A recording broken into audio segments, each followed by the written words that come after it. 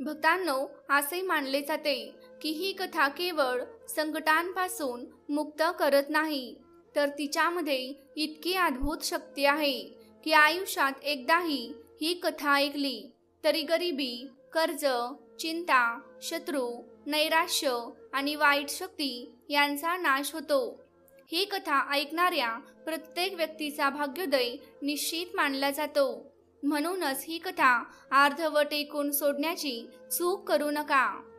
दत्तगुरूंचा आशीर्वाद मिळवण्यासाठी प्रेमाने श्री गुरुदेव दत्त असे लिहा आणि ही कथा एका भक्तापर्यंत नक्की पोहोचवा, कारण भक्ती वाढवणारे भक्त दत्तगुरूंना अत्यंत प्रिय असतात। तसेच आपली मोठी इच्छा पूर्ण व्हावी यासाठी आजचा व्हिडिओ लाईक करा आणि चॅनेलला सबस्क्राईब करा।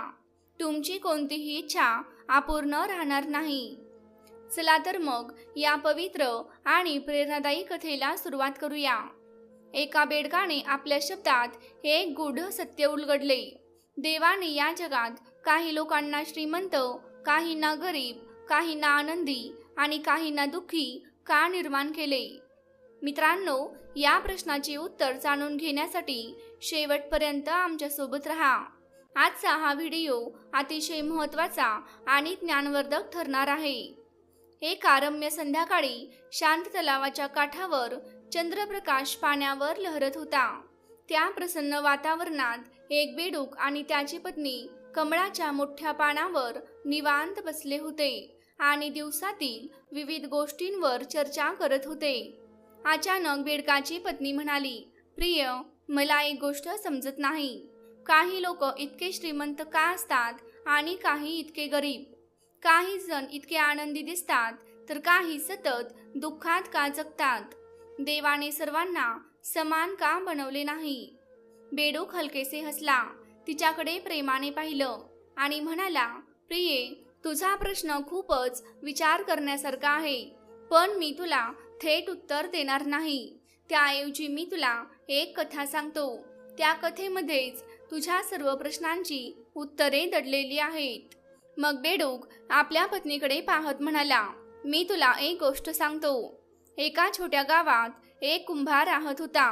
तो रोज नदीकाठावर जाऊन माती आणायचा आणि त्याच मातीपासून विविध वस्तू तयार करायचा। कधी दिवे, कधी भांडी, कधी बासऱ्या, तर कधी खेळणी। एके दिवशी एक खेळणे नाराज होऊन म्हणाले, हे अन्याय आहे। तू मला भांडे का बनवले नाहीस? मला खेळणेच का बनवलेस? लोक माझ्याशी खेळतात, मला तोडतात, पण भांड्याला बघ, त्याचा उपयोग पाणी साठवण्यासाठी होतो, त्याला मान मिळतो। कुंभार हलकेच हसला आणि म्हणाला, बाळा, माती सर्वांची सारखीच असते, पण प्रत्येकाचा उद्देश वेगळा असतो। जर सगळेच भांडे झाले तर दिवा कोण बनेल? आणि सगळेच दिवे झाले तर पाणी कशात साठवणार? बेडूक आपल्या पत्नीकडे वळून म्हणाला, पाहिलंच ना, देवाने आपल्याला सगळ्यांना एकाच मातीपासून बनवलं आहे, पण प्रत्येकाला वेगवेगळं काम आणि जबाबदारी दिली आहे। हेच तर या जगाचं खरं सौंदर्य आहे। थोडं थांबून तो पुढे म्हणाला, आता याच संदर्भात तुला आणखीन एक महत्त्वाची गोष्ट सांगतो। ही खूप वर्षांपूर्वीची गोष्ट आहे। उंच डोंगररांगांमध्ये एक गरीब शेतकरी आणि त्याची पत्नी राहत होते। त्यांचं घर माती आणि दगडांनी बांधलेलं साधंसं होतं। घरासमोर थोडीशी शेती होती, जिथे ते बटाटे, टोमॅटो आणि कांदे पिकवत असत। डोंगरावरचं आयुष्य खूप कठीण होतं। हिवाळ्यात प्रचंड थंडी आणि बर्फवृष्टी होत असे, तर पाण्याचीही टंचाई भासत असे। तरीही ते दोघे पहाटेपासून संध्याकाळपर्यंत कष्ट करत राहायचे। त्यांचं आयुष्य साधं आणि समाधानाचं होतं। ना मोठी संपत्ती, ना नोकर चाकर, फक्त 2 जोड कपडे, थोडं धान्य आणि एकमेकांची साथ होती। त्या शेतकऱ्याचं नाव हरिदत्त आणि त्याच्या पत्नीचं नाव गोमती होतं। दोघांचं एकच स्वप्न होतं, त्यांना एक मूल असावं, जे त्यांच्या म्हातारपणी त्यांचा आधार बनेल। दररोज रात्री काम आटोपून ते दोघं चुलीजवळ बसून गप्पा मारायचे। तेव्हा गोमती हळूच म्हणायची, आपल्यालाही एखादं मूल असतं तर किती छान झालं असतं। तो मोठा होऊन आपल्याला मदत केला असता। शेतीची जबाबदारी घेतली असती आणि आपण दोघंही निर्धास्तपणे उरलेलं आयुष्य शांततेत घालवलं असतं.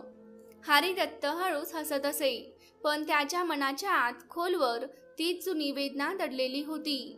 त्याला पूर्ण जाणीव होती की ते आता अशा वयात आले आहेत जिथे मूल होण्याची शक्यता फारच कमी असते. तरी सुद्धा आशेची एक छोटीशी ज्योत त्यांच्या मनात अजून सुद्धा तेवत होती. एके दिवशी त्यांनी नदी आणि पर्वतांच्या देवतांची प्रार्थना करण्याचा निर्धार केला. दुसऱ्या दिवशी सकाळी डोंगराच्या वाटेने खाली उतरत ते नदीकाठी आले. तिथे एक छोटेसे मंदिर होते. पानांवर ठेवलेले तुपाचे दिवे मंदपणे लुकलुकत होते आणि वाहणाऱ्या पाण्याचा शांत मधुर आवाज वातावरणात घुमत होता. दोघांनीही श्रद्धेने हात जोडले आणि प्रार्थना केली, हे देवा, आम्हालाही एक मूल दे. आम्ही गरीब असलो तरी प्रामाणिक आहोत. आमच्यावर कृपा कर. असेच दिवस पुढे सरकत गेले. ऋतू बदलले. शेतात नव्या पिकांची हिरवीगार कोंब दिसू लागली. हळूहळू गोमतीला तिच्या शरीरात काहीतरी नवीन घडत असल्याची जाणीव झाली. तिचा चेहरा आनंदाने उजळला आणि हरिदत्ताच्या डोळ्यातही आशेची चमक दिसू लागली. दोघांनाही वाटू लागले की देवाने त्यांच्या प्रार्थनेला प्रतिसाद दिला आहे. 9 महिने असेच शांतपणे निघून गेले. एके रात्री आकाशात काळे ढग दाटले.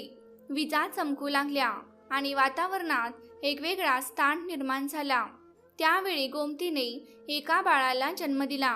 पण जेव्हा हरिदत्तने त्या बाळाकडे पाहिले तेव्हा तो थक्क झाला. कारण ते साधे मानवी बाळ नव्हते, तर एक छोटासा बेडूक होता. त्या बेडकाचा रंग हिरवागार होता. त्याचे डोळे लालसर आणि चमकदार होते. तो इतर बाळांसारखा मोठ्याने रडत नव्हता, तर फक्त हळूहळू हालचाल करत होता. हे दृश्य पाहून हरिदत्त घाबरला. तो संतापाने म्हणाला, हा नक्कीच काहीतरी अपशकुन आहे. देवाने आपल्याशी खेळ केला आहे. याला लगेच घराबाहेर फेकून दे. पण गोमतीने त्याला अलगद उचलून आपल्या मांडीवर घेतले. तिच्या डोळ्यात अश्रू होते, पण त्याच वेळी मायेची अपार भावना होती. ती शांतपणे म्हणाली, नाही, मी याला फेकून देणार नाही. देवाने आपल्याला जे दिलं आहे ते आपल्या नशिबाचा भाग आहे. ते कसंही दिसत असलं तरी ते माझं मूल आहे. आपण त्याला नाकारलं तर देवाच्या आशीर्वादाचा अपमान होईल. हरिदत्त काही क्षण शांत राहिला. मग तो थोडा साशंकपणे म्हणाला, पण हा तर बेडूक आहे. तो आपल्या घरात कसा राहणार? गोमती प्रेमाने म्हणाली, हे देखील देवाचंच एक रहस्य आहे. कदाचित एखाद्या शापामुळे किंवा आशीर्वादामुळे त्याला हे रूप मिळालं असेल. योग्य वेळ आल्यावर सगळं काही बदलून जाईल. हरिदत्तने आपल्या पत्नीच्या डोळ्यातला आढळ विश्वास पाहिला आणि तो निरुत्तर झाला. त्याला समजलं की गोमतीचं हृदय आता पूर्णपणे आईच्या मायेने भरून गेलं आहे. शेवटी त्याने शांतपणे त्या बेडकाला एका मातीच्या भांड्यात ठेवले आणि घराच्या कोपऱ्यात सुरक्षित जागी ठेवून दिले. रात्रीची शांत वेळ होती. बाहेर प्रचंड वारा सुटला होता आणि घरात चुलीची ज्वाला मंदपणे लुकलुकत होती. गोमतीने हातात एक लहानसा बेडूक घेतला. त्याच्याकडे प्रेमाने पाहत ती म्हणाली, आजपासून तू आमचा मुलगा आहेस. जरी तू लहान असलास तरी आमच्या आयुष्यातील सर्वात मोठा आनंद तूच आहेस. हरिदत्त हळूहळू तिच्या जवळ आला. त्याने त्या बेडकाकडे बारकाईने पाहिले आणि शांत आवाजात म्हणाला, देवाने जे काही दिलं आहे त्यामागे नक्कीच काहीतरी चांगलं कारण असतं. हा काहीतरी वेगळाच संकेत वाटतो आहे. त्याने असे म्हणताच त्या बेडकाने हळूच आपले लालसर डोळे उघडले. त्याच्या डोळ्यात एक विलक्षण चमक होती. जणू तो त्यांच्या मनातील प्रत्येक गोष्ट समजून घेत होता. तो हलक्या आवाजात ओरडू लागला आणि त्या आवाजात काहीतरी गूढ अर्थ दडलेला जाणवत होता. गोमती हलकेच हसली आणि म्हणाली, बघा ना, तो काहीतरी सांगायचा प्रयत्न करत आहे. हरिदत्त आश्चर्याने त्याच्याकडे पाहत राहिला. त्या बेडकामध्ये काहीतरी अनोखं होतं. त्याचे डोळे साधे नव्हते, त्यात एक जिवंतपणा आणि गूढ रहस्य दडलेलं होतं. त्या दिवसापासून तो बेडूक त्यांच्या घराचा एक अविभाज्य भाग बनला. त्यांनी त्याला आपल्या लेकरांसारखं प्रेमाने वाढवलं. हळूहळू 3 वर्षे लोटली. तो छोटासा बेडूक आता थोडा मोठा झाला होता आणि आपल्या आईवडिलांसोबत त्या मातीच्या साध्या घरात राहत होता. दररोज सकाळी त्याची आई शेतात कामाला जायची आणि वडील नांगरणी करत. सकाळपासून संध्याकाळपर्यंत ते दोघेही अथक मेहनत करत असत. त्यांच्या पायांवर जखमा होत्या, हातांवर फोड आले होते, तरीही त्यांच्या चेहऱ्यावर हसू कायम असायचं. एके दिवशी आई खूप थकून घरी परतली तेव्हा तो बेडूक तिच्या जवळ आला. त्यांच्या डोळ्यात एक वेगळीच चमक होती, जणू तो काही मोठा निर्णय घेणार होता. तो प्रेमाने म्हणाला, आई, आता मी मोठा झालो आहे. मला तुझा त्रास कमी करायचा आहे. तू इतकी मेहनत करू नकोस. आई हसत म्हणाली, बाळा, तू अजून लहानसा बेडूक आहेस. तू काय करू शकशील? आमच्या नशिबात मेहनतच लिहिली आहे. तू फक्त आमच्यासोबत आनंदात राहा, तेच पुरेसं आहे. पण तो ठामपणे म्हणाला, नाही आई, आता मी काहीतरी मोठं करणार आहे. मी राजाच्या मुलीशी लग्न करणार. मित्रांनो, हे ऐकताच आई आश्चर्याने म्हणाली, काय बोलतोस तू? राजाच्या मुलीशी लग्न करणार म्हणतोस? बेटा, आता मस्करी बंद कर. तू एक साधा बेडूक आहेस. राजाची मुलगी तुझ्याशी कशी लग्न करेल? ती राजवाड्यात राहणारी राजकन्या आहे आणि तू तर एक छोटासा जीव, ज्याला लोक नगण्य समजतात. आईचे बोलणे ऐकून बेडूक थोडा थांबला आणि शांतपणे म्हणाला, आई, मी अजिबात मस्करी करत नाही. मी खरंच सांगतोय. राजाला 3 मुली आहेत. त्यापैकी जी सर्वात दयाळू असेल, जी तुझ्यासारख्या गरिबांवर प्रेम करेल, तिच्याशीच मी लग्न करणार. हे ऐकून आई हसली आणि म्हणाली, जा रे, आता शांतपणे जाऊन झोप. स्वप्नात तरी तू राजकन्येशी लग्न नक्की करू शकशील. पण बेडूक ठामपणे म्हणाला, नाही आई, उद्या मी स्वतः राजाच्या राजवाड्यात जाणार आहे. तू माझ्यासाठी एक मोठी भाकरी बनव. ती मी सोबत घेऊन जाईन.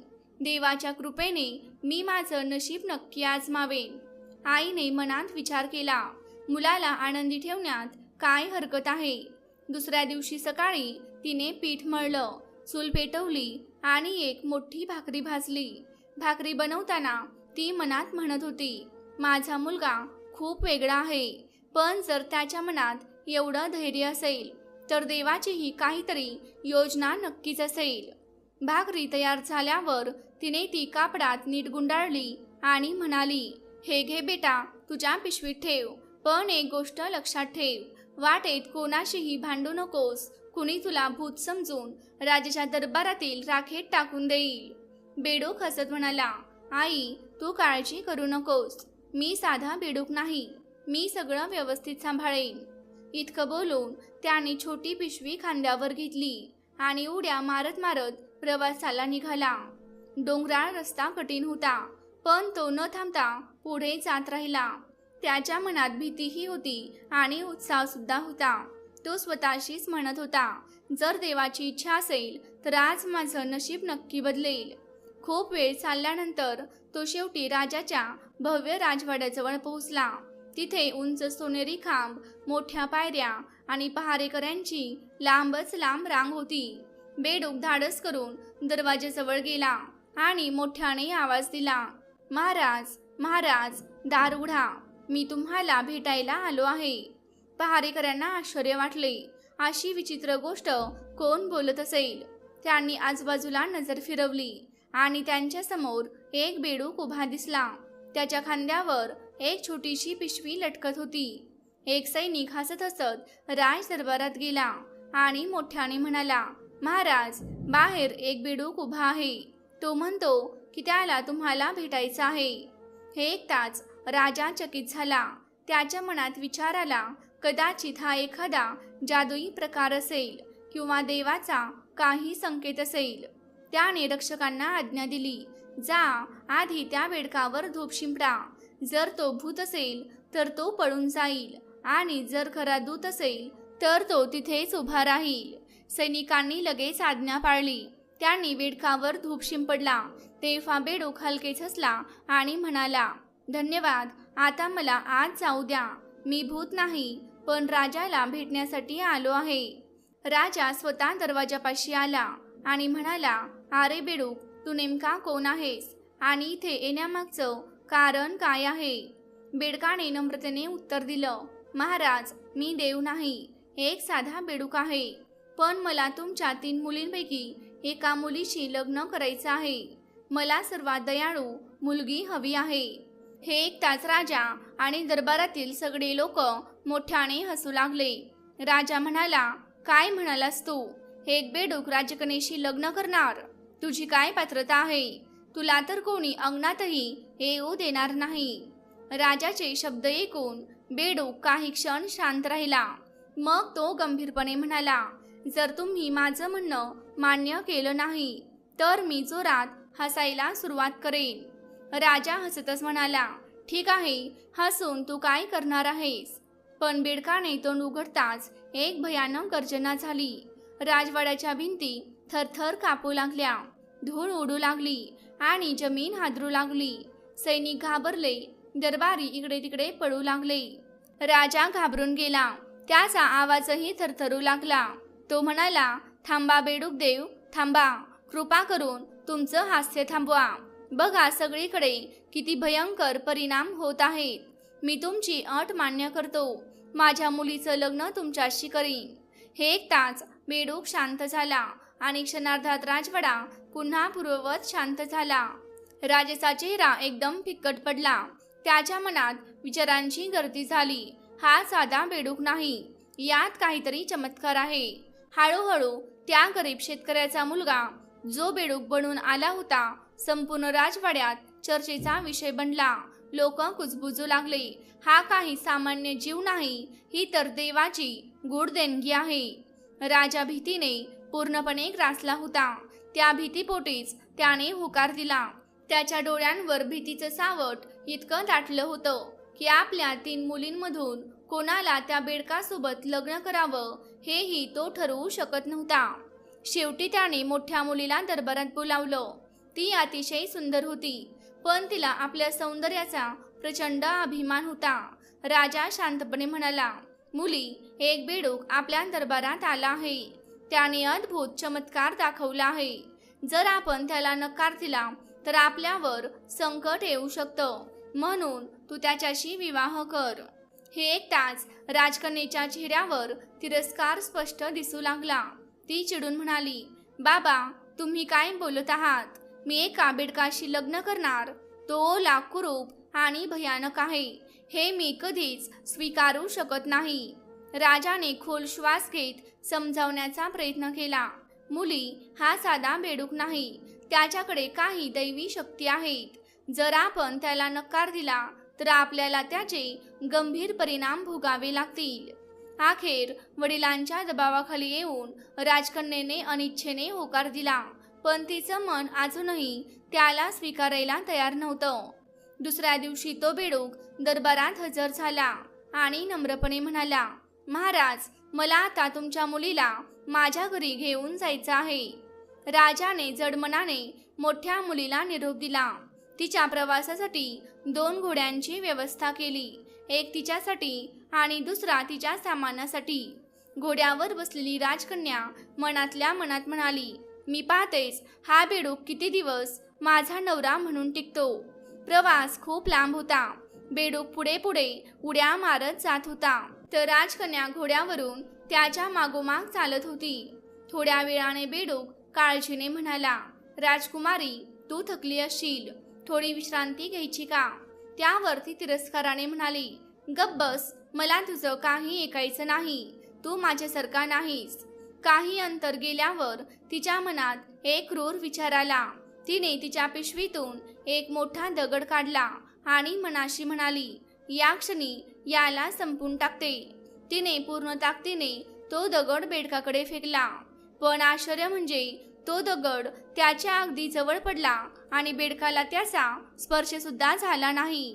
बेडूक तिथेच शांत उभा राहून हळूच हसत होता.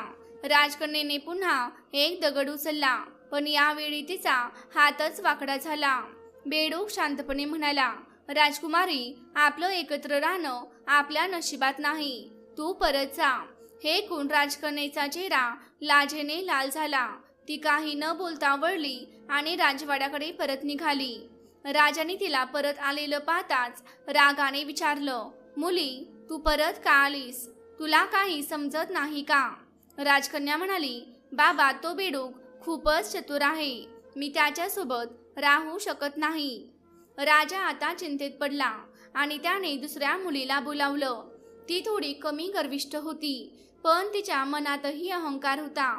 ती म्हणाली, ठीक आहे, मी जाईन आणि प्रयत्न करून पाहीन, पण जर त्याने मला त्रास दिला तर मीही परत येईन. भक्तांनो, दुसऱ्या दिवशी तीही बेडकासोबत निघाली. रस्त्यात बेडूक म्हणाला, राजकुमारी, हळू चाल, रस्ता कठीण आहे. राजकुमारी हसत म्हणाली, मी एका बेडकाचा सल्ला काय ऐकू? तू तुझं बघ, मी माझं बघेन. थोड्याच वेळात तिनेही खिशातून एक मोठा दगड काढला आणि त्या बेडकावर फेकला. पण यावेळीही तेच घडलं. दगड त्याच्या जवळ पडला, पण त्याला स्पर्शही झाला नाही.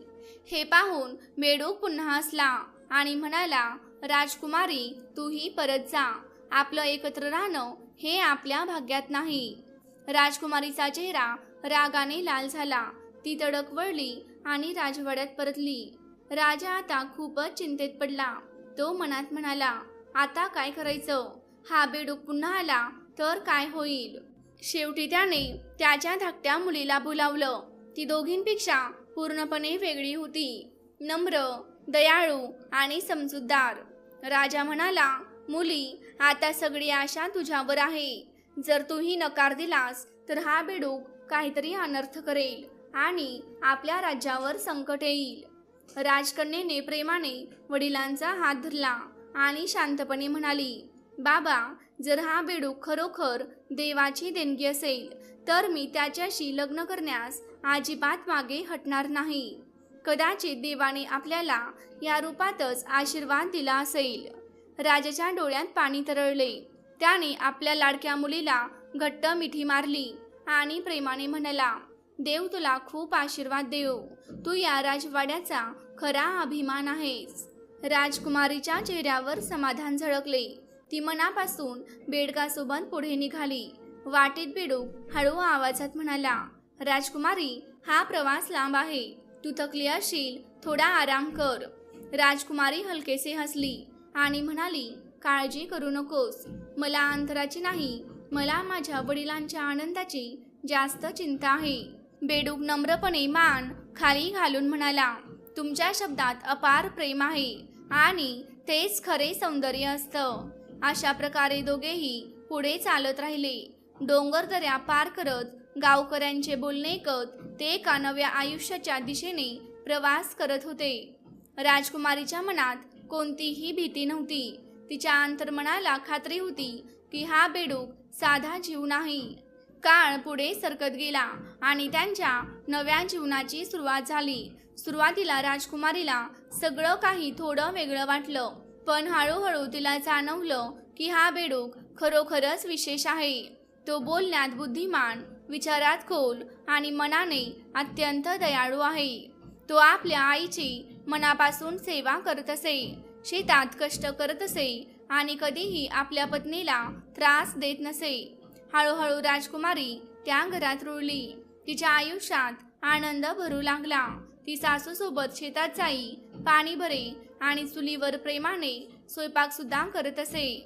गावकरी तिला पाहून आश्चर्याने म्हणत, राजकुमारी असूनही तू किती साधेपणाने जगतेस. ती हसून उत्तर देई, देवाने दिलेलं हे जीवनच माझं खरं भाग्य आहे. बेडूक प्रत्येक कामात तिची मनापासून मदत करत असे. शेताची सीमा कुठे तुटली की तो लगेच आपल्या छोट्या गाड्यांमध्ये माती भरून ती दुरुस्त करायचा. विहिरीतून पाणी काढायचं असलं की तो दोरीला घट्ट बांधून बादली सहज वर ओढायचा. राजकुमारी त्याच्याकडे पाहत राहायची आणि मनात विचार करायची, हा साधा बेडूक नाही, यामागे नक्कीच काहीतरी गूढ आहे. तरीही तिने कधीच त्याला काही विचारलं नाही, कारण तिचा तिच्या पतीवर पूर्ण विश्वास होता. असा वेळ हळूहळू पुढे सरकत गेला. एके दिवशी गावाच्या चौकात एक घोषणा झाली. पुढील महिन्यात मोठ्या घोडदौड मेळा भरवला जाणार होता. हा मेळा दरवर्षी भरत असे आणि आसपासच्या गावांमधून लोक आपल्या घोड्यांसह उत्साहाने सहभागी होत असत. विजेत्याला सोन्याचा हार आणि सोन्याची नाणी देऊन सन्मानित केलं जात असे.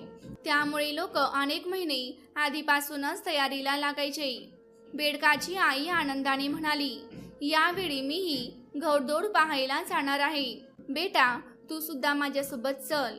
बेडूक हलकसं हसत म्हणालं, आई तू जा, मी इथेच राहतो. माझं तिथे काही काम नाही. आईने खूप समजावलं पण तो काही तयार झाला नाही. राजकुमारीने विचारलं, तू आमच्यासोबत येणार नाहीस का? बेडूक शांतपणे म्हणाला, नाही प्रिये, तू जा. मी इथेच राहून देवाकडे तुझ्या सुरक्षिततेसाठी प्रार्थना करेन. शेवटी राजकुमारी आणि तिची सासू जत्रेला गेल्या. तिथे सगळीकडे उत्सवाचं वातावरण होतं. रंगीबिरंगी झेंडे, ढोल ताशांचा गजर, दुकानांच्या लांबलचक रांगा. लोक हसत खेळत होते आणि घोड्यांच्या टापांचा आवाज संपूर्ण परिसरात घुमत होता. घोडदौड सुरू होण्याआधीच लोकांच्या नजरा एका देखण्या तरुणावर खिळल्या. त्याने हिरवा झगा घातला होता आणि तो आपल्या घोड्याकडे आत्मविश्वासाने चालत होता. त्याचा चेहरा तेजस्वी होता. झग्यावर सोन्याची सुंदर नक्षी होती आणि घोड्याची काठी लाल मोत्यांनी सजवलेली होती. त्याची चाल इतकी रुबाबदार होती की जणू तो ढगांवरून चालत आहे असे वाटत होते. शर्यत सुरू होताच इतर घोडेस्वार त्याला मागे टाकण्याचा प्रयत्न करू लागले, पण तो तरुण शांतपणे आणि सहजतेने पुढे जात राहिला. सुरुवातीला लोकांना वाटलं की तो मागे पडेल, पण काही क्षणातच तो वाऱ्यासारखा वेगाने धावू लागला. रस्त्यात त्याने आपल्या घोड्याच्या उजव्या बाजूला चांदीची फुले आणि डाव्या बाजूला सोन्याची फुले उधळली. गर्दीतील लोक ती पकडण्यासाठी धावू लागले आणि लहान मुले आनंदाने उड्या मारू लागली. काही वेळातच तो सर्वात आधी गंतव्यस्थानी पोहोचला. सभोवतालच्या लोकांनी टाळ्यांचा कडकडाट केला आणि त्याचं भरभरून कौतुक केलं. काही लोक म्हणत होते, हा नक्कीच एखाद्या दैवी शक्तीचा अवतार आहे. तर काही जण आश्चर्याने म्हणाले, असा देखणा घोडेस्वार आम्ही कधीच पाहिला नाही. संपूर्ण प्रेक्षक वर्ग त्याच्या सौंदर्यावर आणि कौशल्यावर भाळून गेला. मेळा संपल्यानंतर राजकुमारी आणि तिची सासू घरी परतल्या. घरी आल्यावर त्यांनी पाहिले की तो बेडूक आधीच दारात बसून हसत होता. जणू त्याला सगळं आधीपासून माहीत होतं. राजकुमारीने कुतूहलाने विचारलं, तुम्हाला कसं कळलं की हिरव्या कपड्यांमधील तो तरुण जिंकणार आहे? बेडूक हलक्या हसत म्हणाला, वाऱ्याने मला ही बातमी सांगितली आणि मी ती ऐकली. असं म्हणत तो पुन्हा हसू लागला. राजकुमारीला हे थोडं विचित्र वाटलं, पण तिने त्यावर काहीही बोलणं टाळलं. पुढच्या वर्षी पुन्हा तोच मेळा भरला. यावेळीही तोच हिरवा घोडेस्वार आला, पण यावेळी तो आणखीन देखणा आणि आकर्षक पोशाखात होता. त्याने पुन्हा एकदा सोनेरी आणि चांदीच्या फुलांचा वर्षाव केला. 3 कबुतरांची शिकार केली आणि शर्यत जिंकली. गावकरी पुन्हा एकदा मंत्रमुग्ध झाले, पण यावेळी राजकुमारीच्या मनात शंका निर्माण झाली. ती मनातच विचार करू लागली, हे कसं शक्य आहे? प्रत्येक वेळी तोच तरुण जिंकतो आणि माझ्या नवऱ्याला आधी सगळं कळतं. हे दोघे एकच असू शकतात का? तिसऱ्या वर्षी घोडदौडीचा दिवस आला तेव्हा राजकुमारीने सासूला सांगितलं, आई, आज माझी तब्येत ठीक नाही. तुम्हीच मेळ्यात जा, मी घरीच थांबते. सासू म्हणाली, ठीक आहे बाळा, तू आराम कर. सासू निघून गेल्यावर राजकुमारी हळूहळू उठली आणि गरभर शोध घेऊ लागली. तिने प्रत्येक कोपरा तपासला, भांडी हलवली, पलंगाखाली पाहिलं आणि शेवटी एका कोपऱ्यात ठेवलेली जुनी टोपली उचलली. टोपलीखाली जे दिसलं ते पाहून ती थक्कच झाली. तिथे एका बेडकाची हिरवी कातडी पडलेली होती. ती कातडी तिने लगेच ओळखली. आता तिच्या सगळ्या शंकाचं उत्तर मिळालं होतं. तो सुंदर हिरव्या वस्त्रांतील तरुण आणि तिचा बेडूक नवरा दोघेही एकच होते. ती आनंदाने डोळ्यातून अश्रू वाहू लागली. तिच्या मनात विचारांची गर्दी झाली. माझा नवरा इतका देखणा आहे, तरीही मी त्याला कधी ओळखलेच नाही. तो त्या बेडकाच्या कातडीत का राहत होता? इतका सुंदर असूनही तो इतका साधा का वागत होता? आनंद आणि उत्साहाच्या भरात क्षणभरही विचार न करता तिने ती बेडकाची कातडी उचलली आणि आगीत टाकून दिली. कातडी चळू लागली आणि बाहेरून येणाऱ्या वाऱ्याच्या झुळकींनी खोलीभर धुराचे ढग पसरले. तेवढ्यात दार उघडले आणि हिरव्या घोड्यावर स्वार असलेला तोच देखणा तरुण आत आला. त्याचा चेहरा अचानक फिक्कट पडला. आश्चर्य आणि भीतीने तो म्हणाला, तू काय केलंस? ही कातडी माझे रक्षण करत होती. मी अजून पूर्णपणे शक्तिशाली झालो नव्हतो. आता तिच्याशिवाय मी जगू शकणार नाही. राजकुमारी थरथरत म्हणाली, मी हे तुझ्यासाठीच केलं. तू पुन्हा कधीही त्या कुरूप रूपात राहू नकोस म्हणून. मला माहीत नव्हतं की यामुळे तुला इतकं मोठं नुकसान होईल. तो तरुण शांत पण वेदनायुक्त आवाजात म्हणाला, तुझा हेतू चांगला होता, पण तू घाई केलीस. जर तू थोडा वेळ थांबली असतीस तर मी कायमचा या सुंदर रूपात राहू शकलो असतो. हे ऐकून राजकुमारीचा बाण फुटला. ती जोरजोरात रडू लागली. तो तिला दोष देत होता, पण आता काहीही बदलता येणार नव्हतं. हळूहळू त्या तरुणाची ताकद कमी होत गेली. त्याचा श्वास मंदावला आणि शेवटी तो हलक्या आवाजात म्हणाला, तू प्रेमात घाई केलीस आणि आता नशिबाने आपलं रूप बदललं आहे. क्षणात खोलीत भयान शांतता पसरली. आग विझली होती, पण राखेतून अजूनही धूर उसळत होता, जणू एखाद्या अपूर्ण रहस्याची शेवटची साक्ष. संपूर्ण खोली धुराने भरली होती. जळलेल्या कातडीची दुर्गंधी हवेत दरवळत होती. तोच देखणा हिरवा तरुण पुन्हा पुढे आला. त्याच्या चेहऱ्यावरील तेज आता कमी झाले होते आणि डोळ्यात खोल दुःख दाटले होते. तो हळूहळू राखीजवळ बसला, तिला निरखून पाहू लागला आणि जड आवाजात म्हणाला, तू खूप मोठी चूक केली आहेस. माझ्या प्रिये, तू माझ्याकडून एक अमूल्य जीवन हिरावून घेतलं आहेस. राजकुमारी हळुवार आवाजात म्हणाली, हे सगळं मी तुझ्यासाठीच केलं.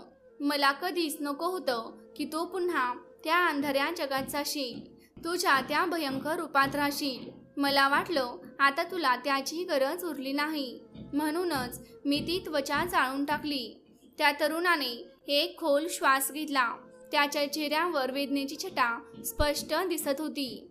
तो शांतपणे म्हणाला, नाही, तुला हे कधीच समजणार नाही. ती त्वचा माझ्यासाठी कैद होती, पण तीच माझी ताकदही होती. मी पूर्ण सत्याच्या मार्गावर येईपर्यंत तीच मला जिवंत ठेवत होती. आता तिच्याशिवाय मी या जगात फार काळ टिकू शकणार नाही. हे ऐकून राजकुमारीच्या डोळ्यातून अश्रू ओघळू लागले. ती थरथरत्या आवाजात म्हणाली, नको असं बोलू. यावर काहीतरी उपाय नक्कीच असेल. तो हलकेच हसला. त्या हास्यात शांतता होती, पण त्यामागे खोल दुःख दडलेलं होतं. तो म्हणाला, आता तुला सत्य समजलं आहे, म्हणून मी तुला सगळं सांगतो. मी केवळ एक सामान्य मनुष्य नाही. मी पृथ्वी मातेचा पुत्र आहे. देवाने मला या जगात माणसांच्या दुःखांचा भार हलका करण्यासाठी पाठवला आहे. तो पुढे म्हणाला, माझा जन्म एका साध्या कुटुंबात झाला, जेणेकरून मला गरिबी, कष्ट आणि उपासमारी यांचा अनुभव येईल. राजकुमारी त्याचे प्रत्येक शब्द लक्षपूर्वक ऐकत होती. तो पुढे सांगू लागला, देवाने मला 3 महान कार्य पूर्ण करण्याची जबाबदारी दिली आहे. पहिलं, या पृथ्वीवरील श्रीमंत आणि गरीब यांच्यातील अंतर मिटवणं. दुसरं, राजांनी प्रजेवर अन्याय करणं थांबवावं आणि प्रत्येकाला समान हक्क मिळावेत. तिसरं, प्रत्येकाला शहरांमध्ये राहण्याचा आणि व्यापार करण्याचा अधिकार मिळावा, जेणेकरून कुणालाही वेगळं पडल्यासारखं वाटू नये. राजकुमारीने चिंतेने विचारलं, मग आता तू काय करणार? तो हळू आवाजात म्हणाला, आता काहीच नाही. माझ्याकडे वेळ उरलेला नाही, पण जर तू मला वाचवू इच्छित असशील तर एकच मार्ग आहे. या 3 इच्छांसाठी देवाकडे जाऊन प्रार्थना कर. जर तुझी भक्ती खरी असेल तर कदाचित देव मला आयुष्य देईल. राजकुमारीने निर्धाराने उत्तर दिलं, मी लगेचच जाते. देवाच्या चरणी जाऊन त्याची कृपा मिळवूनच परत येईल. तिने घाईघाईने एक ओढणी घेतली आणि निर्धाराने दाराबाहेर पाऊल टाकलं. तरुण कमकुवत स्वरात म्हणाला, एक पश्चिम दिशेला लाल ढगांच्या आड देवाचा भव्य राजवाडा आहे. तो खूप दूर आहे, पण माझा घोडा वाऱ्यापेक्षाही वेगाने धावतो. तू त्याला घेऊन जा, तो तुला नक्की तिथे पोहोचवेल. राजकुमारीने शांतपणे मान हलवली. ती बाहेर आली तर समोरच तो तेजस्वी घोडा उभा होता. ती त्यावर बसताच घोडा वाऱ्यासारखा वेगाने धावू लागला. तिचा पदर हवेत उडत होता, केस विस्कटत होते, पण तिच्या चेहऱ्यावर फक्त एकच भाव होता, दृढ संकल्प आणि प्रार्थनेची शक्ती. ती उंच पर्वत, खोल दर्या, वेगवान नद्या आणि दाट जंगल पार करत पुढे सरकत होती. आकाशात उंचावर पोहोचल्यावर तिला दूरवर एक लाल प्रकाश चमकताना दिसला. तो देवाचा राजवाडा होता, ढगांवर तरंगत असलेला. त्या राजवाड्याची कांती सोन्यासारखी झळकत होती. राजवाड्यापाशी पोहोचताच राजकन्या घोड्यावरून उतरली आणि देवाच्या चरणी मस्तक टेकवले. तिच्या डोळ्यात अश्रू होते. ती भावुकतेने म्हणाली, हे प्रभू, माझा पती पृथ्वी मातेचा पुत्र आहे. तो लोकांच्या कल्याणासाठी या जगात आला आहे. त्याने कधीही कुणाला दुखावले नाही. तो सर्वांच्या भल्यासाठी जगला. कृपया त्याचे अपूर्ण कार्य पूर्ण करा, गरिबी दूर करा आणि या जगातून अन्याय नष्ट करा. प्रभू शांत आणि गंभीर स्वरात म्हणाले, मुली, तुझी प्रार्थना मनापासून आहे आणि तुझे अश्रू पवित्र आहेत. मला तुझ्यावर विश्वास आहे, पण लक्षात ठेव, सूर्योदय होण्यापूर्वी तुला ही बातमी संपूर्ण गावात पोहोचवावी लागेल. जर लोकांना हे कळले नाही तर सर्व प्रयत्न व्यर्थ ठरतील आणि तुझा पती पुन्हा कधीही जिवंत होणार नाही. राजकन्येने नम्रतेने हात जोडले आणि म्हणाली, प्रभू, मी वचन देते, सूर्योदयापूर्वी मी प्रत्येकाला ही बातमी सांगीन. परमेश्वराने तिला आशीर्वाद दिला. क्षणाचाही विलंब न करता राजकन्या पुन्हा घोड्यावर बसली आणि वाऱ्याच्या वेगाने परतीच्या प्रवासाला निघाली. प्रवास कठीण होता, पण पतीला वाचवण्याची जिद्द तिच्या मनात धगधगत होती. तिचा घोडा ढगांना चिरत पुढे धावत राहिला. कधी गारपीट होत होती, कधी वाऱ्याचा जोरदार झोत सुटत होता, पण ती ना थांबली ना थकली. तिच्या मनात एकच ध्यास होता, सूर्योदयापूर्वी ही बातमी आपल्या लोकांपर्यंत पोहोचवायची. कारण जर ती वेळेत पोहोचली नाही तर तिचा नवरा कायमचा तिच्यापासून दूर जाणार होता. तिच्या डोळ्यातून अश्रू वाहत होते, पण त्या अश्रूंमध्ये भीती नव्हती, फक्त अथांग प्रेम होतं. असं प्रेम जे प्राण गेले तरीही संपत नाही. आणि त्यावेळी तिच्या घरात तो तरुण जमिनीवर निश्चल पडला होता. त्याचा श्वास हळूहळू मंदावत चालला होता. त्याची आई त्याच्या शेजारी बसून अश्रूंना वाट मोकळी करून देत होती, पण राजकुमारी मात्र आपल्या पतीच्या प्रत्येक श्वासासाठी काळाशी झुंज देत होती. त्या तरुणाचे डोळे फक्त आपल्या पत्नीची वाट पाहत होते. देवाने दिलेलं वरदान आता तिच्यासाठी कठीण परीक्षेत रूपांतरित झालं होतं. जर सूर्योदयापूर्वी तिने 3 गोष्टी प्रत्येक घरापर्यंत पोहोचवल्या, गरिबीचा अंत, अन्यायाचा नाश आणि रस्त्यांची उभारणी, तर तिचा नवरा वाचणार होता, अन्यथा तो कायमचा निघून जाणार होता. घोडा वाऱ्याच्या वेगाने धावत होता आणि राजकुमारीही न थांबता धावत होती. तिच्या ओठांवर सतत देवाचं नाव होतं, हे प्रभू, मला शक्ती दे.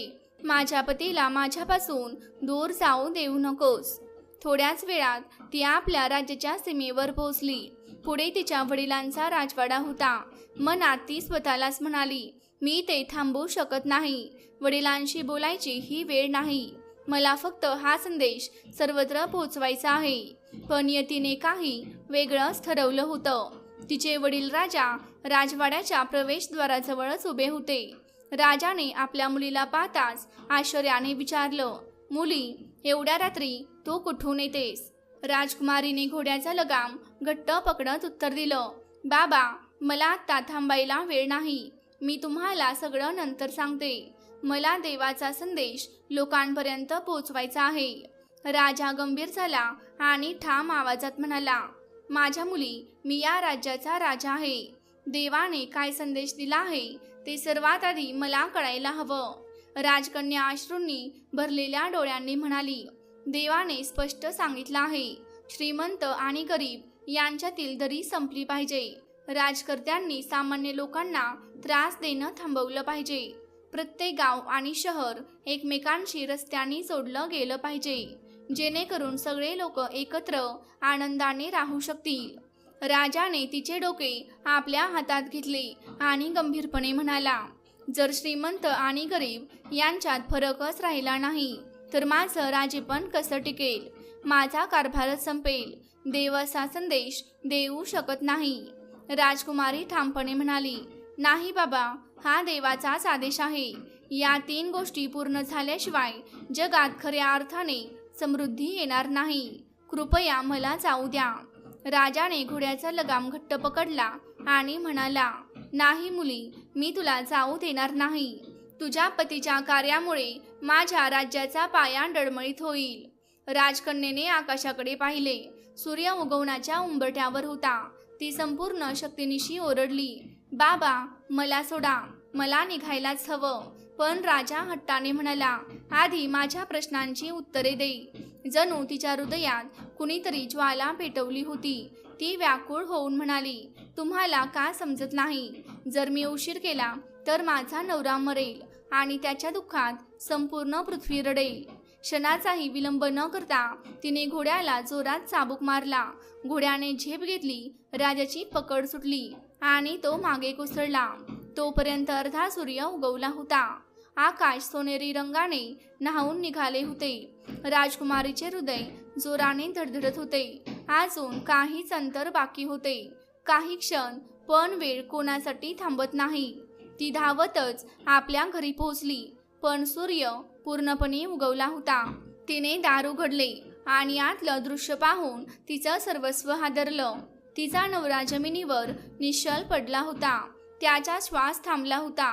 सासू रडत होती आणि थरथरत्या आवाजात म्हणत होती, मुली, खूप उशीर झाला, खूपच उशीर. राजकुमारीचे पाय जणू जागेवरच खिळले. तिने आपल्या नवऱ्याचे डोके मांडीवर घेतले आणि हंबरडा फोडत म्हणाली, तू नशील तर माझं आयुष्य निरर्थक आहे. त्या क्षणी तिच्या आर्त हाकेला देवाने दया दाखवली. पृथ्वी थरथरली आणि जिथे ती बसली होती तिथेच ती आणि तिच्या नवऱ्याची आठवण दगडात रूपांतरित झाली. आजही त्या ठिकाणी ती दगडी मूर्ती उभी आहे, तिच्या अखंड अमर प्रेमाची साक्ष देत. असं प्रेम जे कधीच संपत नाही, जे आजही आपल्या प्रिय व्यक्तीसाठी प्रार्थना करतं. तिच्या डोळ्यातून अश्रू वाहत नाहीत, पण जेव्हा सकाळी दवबिंदू पडतात तेव्हा असं वाटतं ती आजही रडत आहे. पृथ्वीवरील प्रत्येक सजीव मानवता, प्रेम आणि मैत्रीच्या अमर भावनेसाठी शेवटी एक बेडूक आपल्या पत्नीला प्रेमाने सांगतो, प्रिये, देवाने कधीच कोणाशी भेदभाव केलेला नाही. त्याने प्रत्येकाला वेगवेगळ्या जबाबदाऱ्या दिल्या आहेत. पण माणूस स्वतःची तुलना इतरांशी करू लागतो आणि तिथूनच दुःखाची सुरुवात होते. यानंतर बेडकाने आपल्या पत्नीला जीवनातील 5 महत्त्वाच्या गोष्टी समजावून सांगितल्या. पहिली गोष्ट, प्रत्येक जीव कोणत्या ना कोणत्या विशेष कार्यासाठी निर्माण झाला आहे. प्रत्येकाची भूमिका वेगळी आणि महत्त्वाची असते. दुसरी गोष्ट, कधीही स्वतःची तुलना इतरांशी करू नका. तुलना केल्याने दुःख वाढते, पण आपल्या कामावर प्रेम केल्याने खरा आनंद मिळतो. तिसरी गोष्ट, मेहनत करा पण तक्रारी करू नका. जितके अधिक परिश्रम कराल तितके तुमचे आयुष्य अधिक सुंदर होईल. चौथी गोष्ट, नेहमी इतरांना मदत करा. जेव्हा आपण दुसऱ्यांसाठी चांगलं करतो तेव्हा देव सुद्धा आपल्यासाठी मार्ग सोपा करतो. पाचवी गोष्ट, नेहमी कृतज्ञ राहा. तुमच्याकडे जे आहे त्याबद्दल आभार माना आणि जे नाही त्याबद्दलही समाधान ठेवा. हे ऐकून बेडकाच्या पत्नीचे डोळे आनंदाने चमकले. ती हसत म्हणाली, आता मला समजलं. देवाने सर्वांना एकाच मातीपासून घडवलं आहे. कोणी दिवा बनतो, कोणी भांडे तर कोणी खेळणे. पण जर प्रत्येकाने आपले कार्य प्रामाणिकपणाने पार पाडले तर हे जग अधिक सुंदर बनेल. त्या शांत तलावात चंद्राचे प्रतिबिंब चमकत होते आणि दोन्ही बेडूक त्याकडे शांतपणे पाहत होते. जणू देव स्वतः हसत सांगत होता, तुम्ही सगळे माझीच लेकरं आहात. फक्त तुमची भूमिका प्रेमाने निभवा. तर भक्तांनो, तुम्हाला ही कथा कशी वाटली ते आम्हाला नक्की कळवा. आणि जर ही कथा तुम्हाला आवडली असेल तर कमेंटमध्ये समर्थ आईंचा आणि दत्तगुरू महाराजांचा जयघोष जरूर करा. पुन्हा भेटू पुढच्या व्हिडिओमध्ये अशाच एका सुंदर आणि नवीन कथेसह. जय श्री कृष्ण. राधे राधे. जय जय रघुवीर समर्थ. श्री गुरुदेव दत्त. राधाराणी तुमच्या सर्व इच्छा पूर्ण करो. तुमच्यावर कोणतेही संकट येऊ देऊ नये आणि तुमच्या जीवनात सदैव सुख समृद्धी नांदो.